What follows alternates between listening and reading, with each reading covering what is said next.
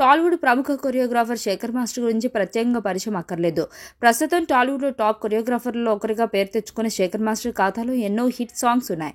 రీసెంట్గా ఆయన కొరియోగ్రాఫ్ చేసిన సాంగ్స్లోని స్టెప్స్ వల్ల సోషల్ మీడియాలో శేఖర్ మాస్టర్ విపరీతమైన విమర్శలు ఎదుర్కొన్న సంగతి తెలిసిందే.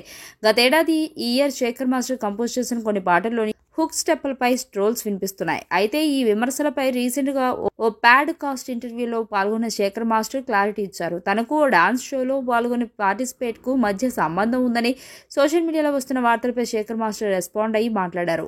ఓ మహిళా డాన్సర్తో తనకు మధ్య ఏదో సంబంధం ఉందని సోషల్ మీడియాలో రకరకాల కామెంట్స్ వినిపిస్తున్నాయని, ఆ కామెంట్స్ తనను ఎంతగానో బాధించాయని శేఖర్ మాస్టర్ తెలిపారు. నిజానిజాలు తెలుసుకోకుండా అలాంటి కామెంట్స్ ఎలా చేస్తారని ప్రశ్నించారు శేఖర్ మాస్టర్.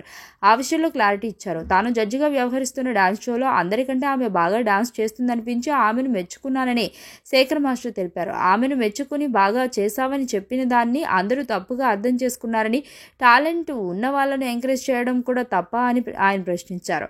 తన వల్లే ఆమె విన్నర్ అయిందని, తమ గురించి ఇష్టం వచ్చినట్టు కామెంట్స్ చేస్తూ సోషల్ మీడియాలో తన పోస్టులకు ఆమె గురించి కామెంట్స్ పెడుతున్నారని, ఆ టైంలో తానెంతో బాధపడ్డానని, వాస్తవానికి ఆ షో తర్వాత ఆమె ఎవరో కూడా తనకు తెలియదని శేఖర్ మాస్టర్ వెల్లడించారు.